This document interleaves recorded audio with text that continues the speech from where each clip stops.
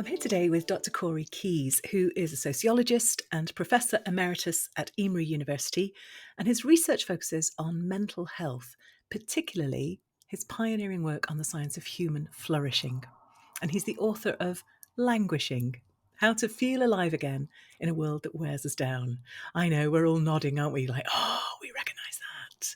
Great to have you here, Corey. I'm going to really enjoy this conversation. So welcome to the club. Thank you for having me, Alison. Let's talk about that title. And it is interesting because flourishing has sort of passed into parlance, hasn't it? But languishing, tell us about why you chose that. Well, I had to, and I mean that in a good way. But I'll tell you that I never imagined that I would frame a book from that Negatively. angle. I always thought I was going to write right. I was always going to write about the presence absence of good mental health and focus on flourishing. But the pandemic came Mm. along, as we all know, and as I like to say, the pandemic was the great equalizer in the sense that people who would not have ordinarily experienced languishing, people with more education, with higher incomes in wealthier, so-called developed nations, uh, experienced it in a way that I suspect they'd never had before. And if they had before, it was perhaps fiercer. And so suddenly, a lot of people were experiencing this condition. And when my colleague Adam Grant wrote that article, I don't know if he ever imagined that it would be the most read article globally.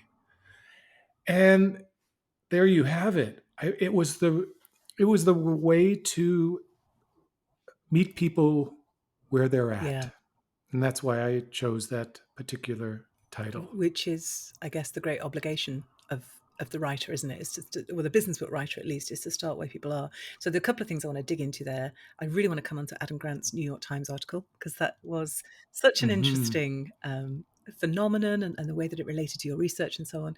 But I think probably I sort of feel everybody listening instinctively knows what we mean by languishing. But you're the expert. Tell Hmm. us exactly what you mean when you say languishing.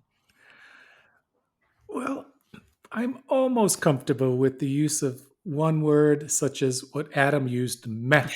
I don't know if that's used commonly in your universe or in the UK, but a synonym is Yeah. blah.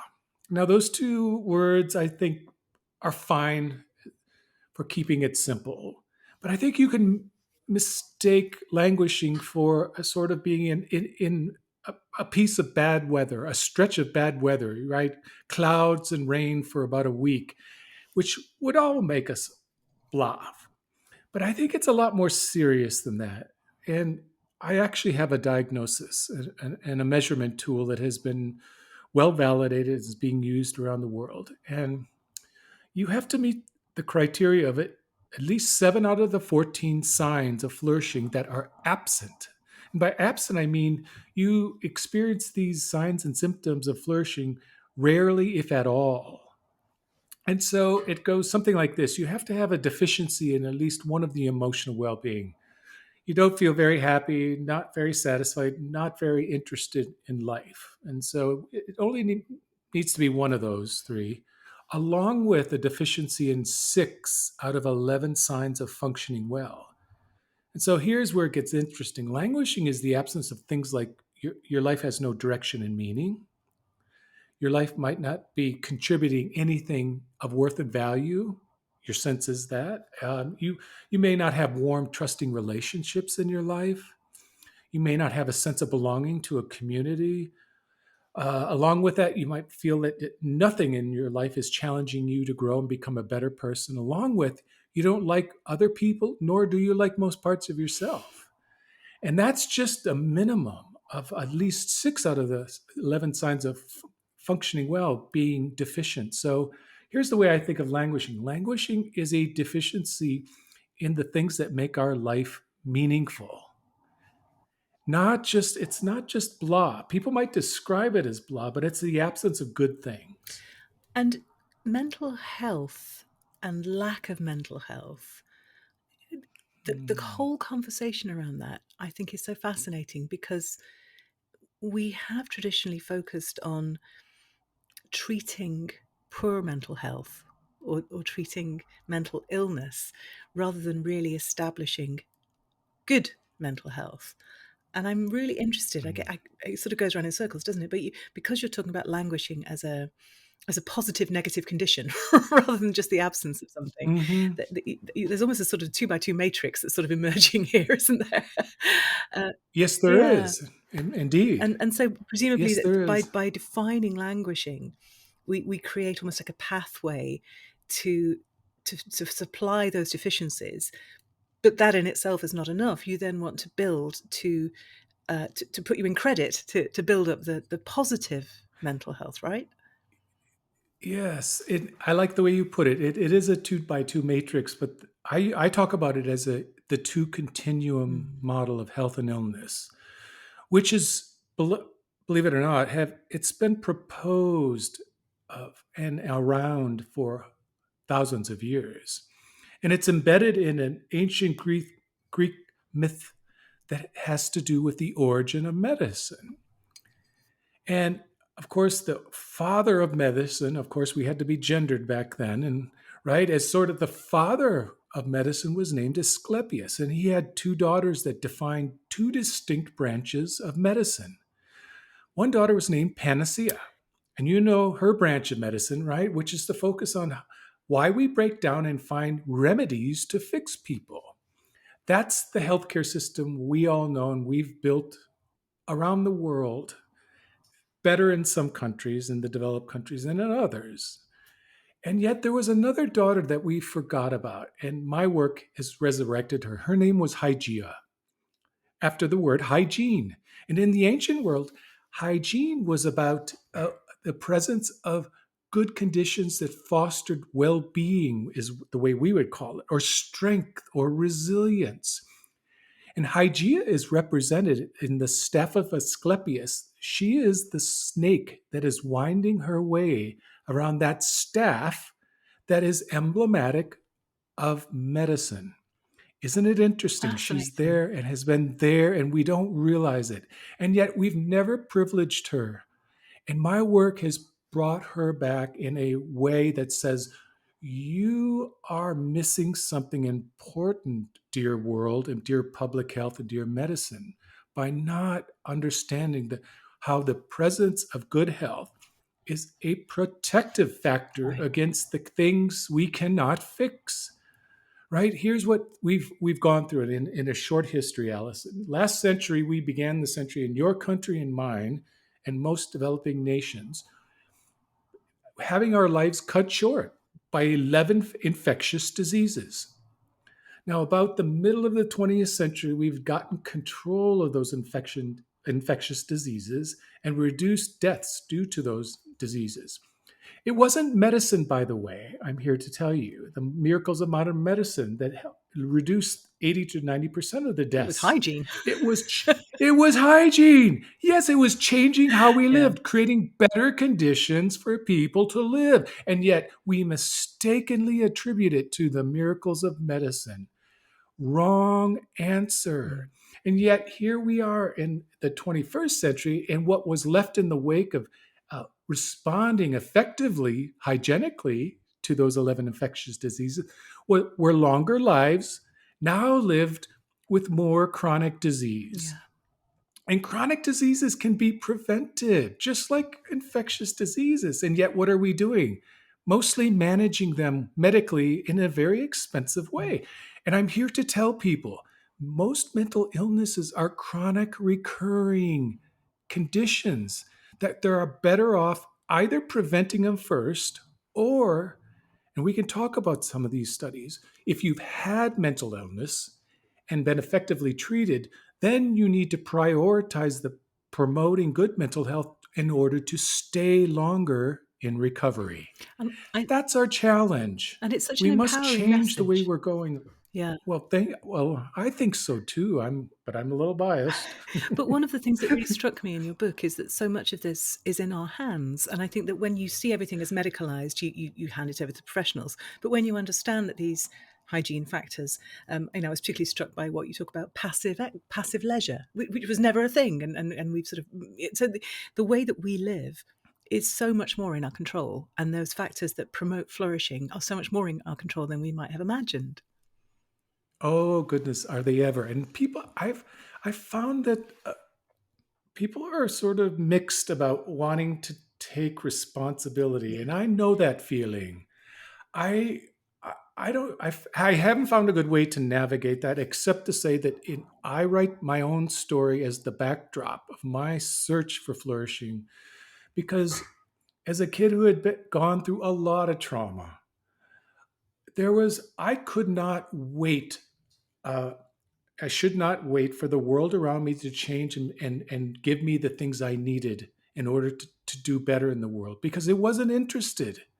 Until my grandparents adopted me, nobody cared a damn thing about me except when I was a problem, right? When I wasn't, there was nothing there. Nobody cared. And so I had to go out and find these things that made my life worthwhile on my own.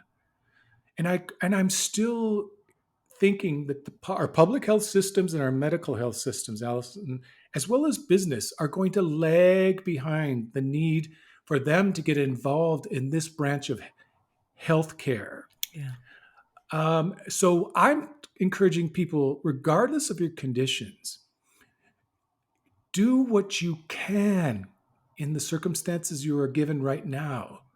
And don't wait for the systems in the world around you to change in order to get some life into your life. Because that's what the book's about. These are 5 things, and we can talk about those later. 5 things that we can do. I think almost everyone, but I'm not here to solve problems like poverty and inequality and all those things. I'm simply saying those things do need to change. But while you're waiting for those things to change, we could be doing something good things for ourselves, all of us. mm, I'm not ignoring the problems. I'm simply saying I couldn't ignore my own problems, but nobody was going to solve them for me. yeah. And that could have gone in one of two ways, Nobody. couldn't it? And Yeah. and what's fascinating is that the message that you have in languishing is very much for everybody. It's kind of the thing that, as you say, everybody needs to hear. But the research that you do as an academic is contained within journal articles. It's not necessarily accessible to people. And Mm. I'm fascinated by how you have made that leap. So, I mean, we can certainly talk about Adam Grant's article because that was a pivotal moment, I know. And the fact that he gave you credit for the research, kind of, Mm. which people don't always do. But just tell me a little bit about that arc of how you get the research that you're doing under really, really constrained, formal, university style conditions out to the people who really need to hear it. Oh. Well, it began with my view of research. I viewed my style, and I think we all adopt a style whether we like it or not. I think it's implicit, and some people aren't conscious about it. I was very conscious about it. I was one part storyteller and one part artist. And by that, I mean I had a vision of something I knew was out there. Kind of think about it like you remember those paint by number schemes, those panels that had numbers. I could kind of see it out there. And so I was like, oh, okay, I need to do this piece of research because that's that part of the beautiful portrait I'm going to paint for the world. And just like an artist, I thought there was something there that nobody was paying attention to because we're born into a world where others before us have done 2 things. They've defined for us what's important, what needs to get our attention, and at the same time, they've told us all what's unimportant and what needs to stay invisible. And I didn't think they were correct, that mental health was unimportant and just needed to stay invisible. So I was a painter, a sculptor, a potter, and I was a storyteller. Every piece of research I was doing was trying to create a piece of a story I envisioned telling people. But it was a bet. It was a bet that I was placing because I didn't know until I did the research whether this would be a direction that would gain scientific credibility through results. Mm. So I was the turtle in the story of the hare. I didn't race to the end line to tell a story long before there was a science. I said, let's do a lot of science before you go about writing this. And now was the time. 25 years of constant science has shown me this is a story we need to tell. And every time I went out and did a presentation, I didn't focus on scientific article tables or statistical analyses. I reduced them to simple numbers and simple stories, and I could tell it was resonating with people. I just think science is just a sophisticated way about going about painting a paint by numbers scheme that nobody else sees in the world and only you see.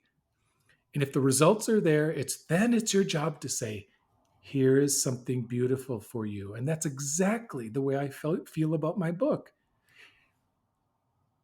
You may not like the picture I created. Fine. Go write your reviews on Goodreads and Amazon and piss on it all you want.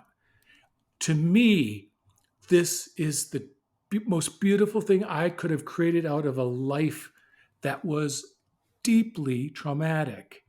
And I was going to take all of that debris and put it in the way the Japanese do with broken things in their kintsugi. There you Just have it. gold. Yeah, it's a Yep. beautiful expression of what you do. And what I love is that you draw together, as you say, traumatic personal experience, but personal experience is the foundation, isn't it, of what any of us can do in the world. But also, Of it's course. not just your story. You went and did the 25 years of science, and you got the evidence, and you demonstrated that your hunch, you backed your hunch, but you proved it, and then you presumably wrote in extremely formal academic language, lots of lovely papers, so that they would, go past the peer review process. But also, you wrote it in a Mhm. way that anybody on the street could read. It's quite an art, and you talk about it as an art, which I love. It is an art. It is an art. And if you're going to be a scientist, I think you need to embrace that side of your life. Because I think what's going, in my humble opinion, when you go on places like LinkedIn, what people are really doing is not telling a story, they're just promoting their research. Mm. Like, look at me, look at what I've accomplished. And I'm like, that doesn't bring it to the people that need to hear it.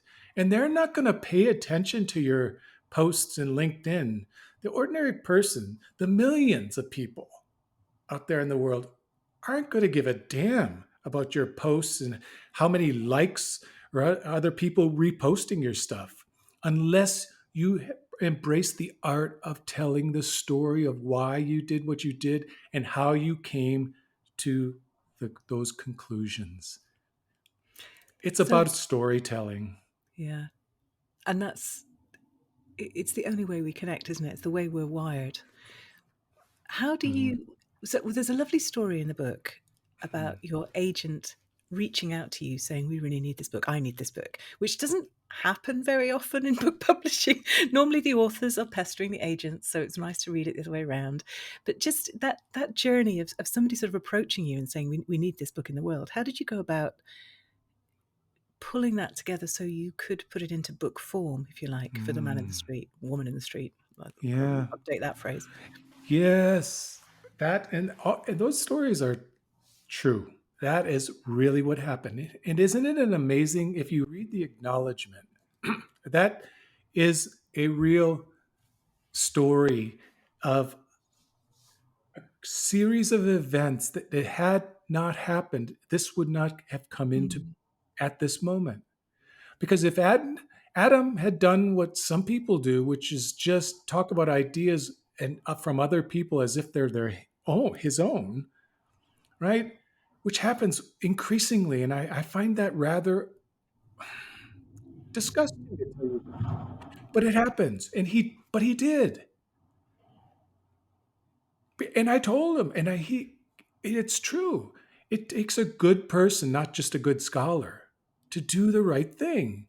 And in doing the right thing, my agent suddenly not only read that story, but he knew suddenly there was this person a rather obscure one in the popular world. I wasn't obscure in my field, but I don't think ordinary people knew me outside of that field in the talks I did at conferences. So suddenly he's lying on his couch or in his bed wondering what the heck is going on with him because he's smart enough to know he wasn't depressed, but he had something that was quite debilitating.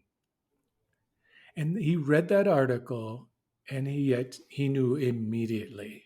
And so suddenly he, as we can do on this in this beautiful universe now, go online and he could find all my articles. I don't think he read all of them, but several. And he really said this. He's like, the more I read about your work, the better I felt. I love that And phrase. I I mean, know, that's and just like the ultimate compliment to a writer, isn't it?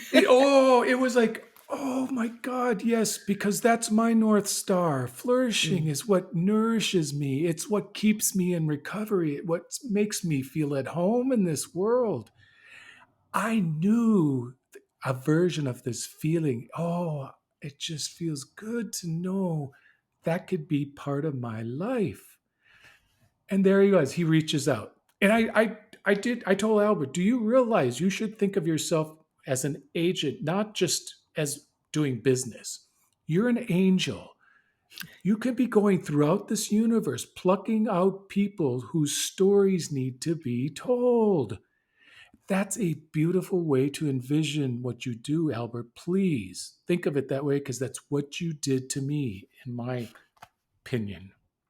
You were an I love that. angel. You plucked me out of the universe, you and Adam, and said, here, The world needs this.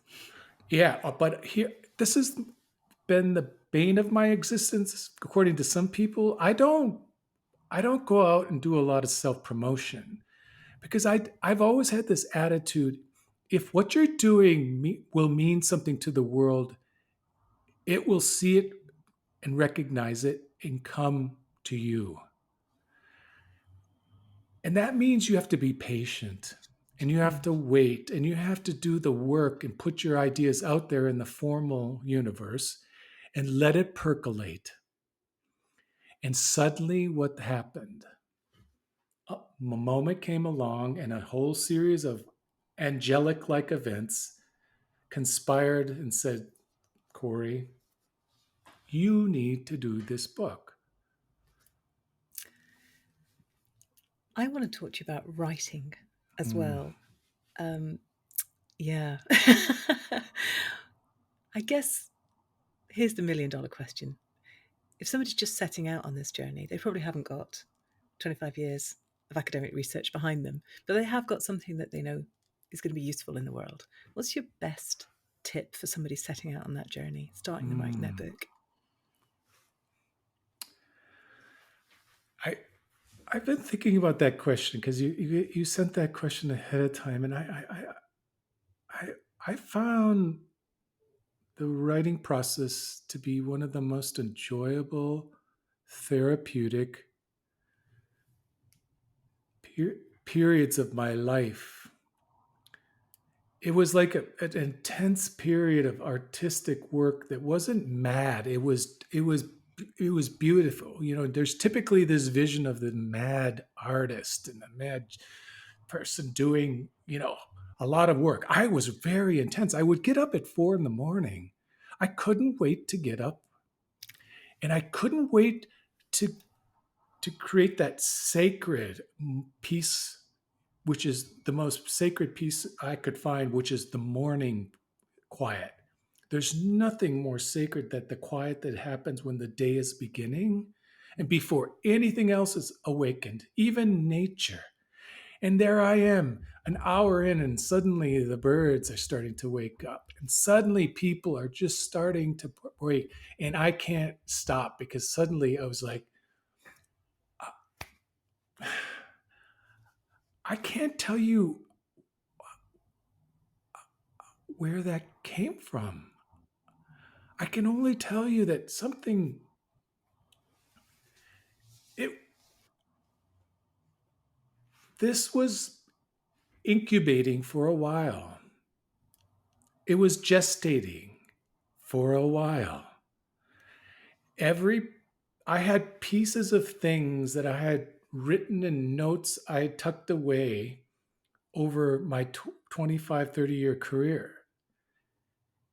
And they were all pieces that were part of things that I was preparing to potentially use at that moment when, if the universe came calling and said, you need to write this, like the quote that I ended with, that Robert Kennedy and the Russian artist, right? Why not look to the stars?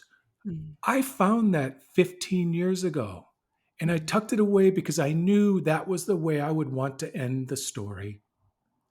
So I know we all. My recommendation is to let something incubate and gestate that you know is something that is, you just have this hunch that there's something good, but don't release it before it's time.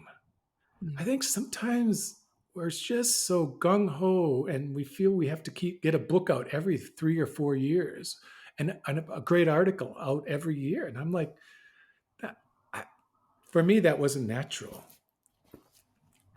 For me, it was like you had to build up and pull in pieces. So you had a story that wasn't just about a moment, it was the arc of a piece of your life that you Yeah. were telling, not a moment, an arc of a life. And what's lovely as well is that often we have these kind of fragmentary insights and moments of clarity, and we see something interesting. If you know that you are going to be writing a book, even if it's not tomorrow, you almost have a sort of center of gravity to hold it all, don't you? You can collect it all together, and it can, as you say, incubate. Um, Yes. so there's something really powerful about that intellectual, creative um, home for the thinking that you're doing over years and years and years potentially. Yes, I think of it kind of like what we do when we're just out walking. We look at the world around us and we pick up things. Yeah, There's just something natural about that, isn't it? I was like, I see something and I want to bring that with me. I need it back home, not because I want to dislodge it from its place where it's being, but it's going to be part of something I have a little bit of a vision for. But I yeah, know I'm going to use that. That means something. And yeah, they I are love that. fragments, and we do that naturally in nature. Mm. And somehow nature does it naturally by blowing things all over the place, doesn't it? Right? It just, I'm thinking about going to the beach with my children, and there's yeah, a exactly. shell that's my shell because it speaks Yes, to me. it Yeah, speaks absolutely. only to you, and then you have to Yeah, remember why, and then you tuck it away in a place where it's there, it's not lost, it's just going to spend time waiting for the rest of the fragments to come together. it's a beautiful image. Thank you. And I always ask my guests as well, and I've pre-warned you about this, to recommend a book. And I'm fascinated to know what it is that what do you have for us? Well, I have a book that I don't think would be, maybe I'm wrong, on the list of something that business folks would say is relevant. But it's the book I've read more than any other book ever, and it's called Tribe. I don't know if you're. Sebastian Junger. Yes, I've read this again and again and again, and I'm going to give a presentation this week at about how we can transform higher education into a place that creates lifelong well-being. And I'm going to be talking about a result that's fascinating me. It came after I submitted my manuscript and I was no longer able to add anymore. You know, that point where they Oh, take it away from oh, I you. know that feeling. No, but we need to say Oh, I this, and got we need to add that, and so this was a great story I've just read. Yeah, well. I know. It's this colleague of mine who had been studying the Canadian military personnel. And particularly moral injury, but we'll set that aside. And because moral injury, not just in the military, was very conducive to languishing, which is seeing and witnessing and carrying out acts that are contrary to your morality and your ethics, right?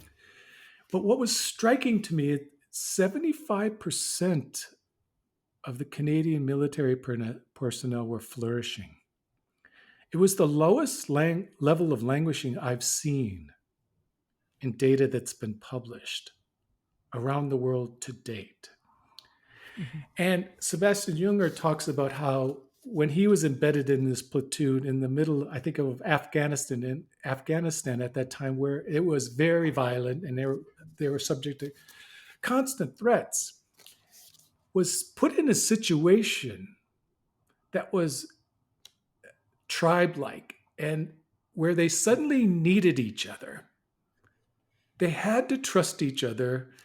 Differences didn't matter, whether you by race or education, where you came from. And he described, among other things, he felt better and slept better than he had ever felt before. Now, people, and he writes about during the World War II blitzkrieg on London, Mm. right? He writes about the story of Londoners. They Mm. the leadership of the UK thought everyone was going to break down into mental illness and there would be chaos. And Be yes, demoralized.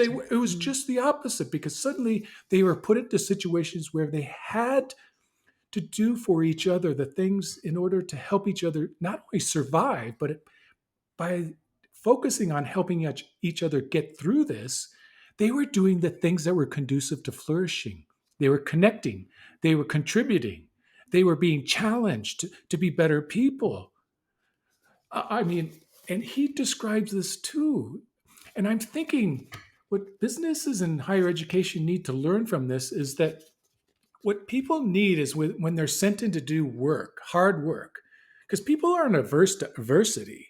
What they need is a small group with the same mission that has each other back, and they're going out there to accomplish something meaningful. Now, I'm not out here to say it's about war. That's not the point. It's about putting people in situations where they need each other to get through that day, and they're forced into situations to act in ways that they would not normally do, because that are conducive to flourishing. Yeah, it's fascinating, and it's sort of ironic, isn't it, that we have to be put in those situations before we release. Oh, I Yes, know. we do I, have to be almost forced to need each other, and suddenly we realize in needing each other's help, we're doing so much more than we bargained for. We're not just surviving, we're creating the conditions for flourishing. yeah, brilliant. It's such a great recommendation. Thank you. And Corey, if people want to find out more about you, more about languishing, more about your research, where should they go? Well, I'm not a website kind of person. I didn't create a website for me. And frankly, I don't know if I ever will, even if this book succeeds. That's not my style. The book is a great place to start. And if it helps you, share it with others that you want to help, and start creating your own community that's devoted to the 5 vitamins that lead to flourishing. Do you know, I've never had that response when I've asked somebody that question before. How refreshing. Thank you. Mm. It's been an absolute joy talking to you. Could have we could just do this all day. We can't, unfortunately. I'm going to have to wrap up. But thank you so much for your time today. It's been such a Well, pleasure. thank you for having me, Allison. I appreciate it.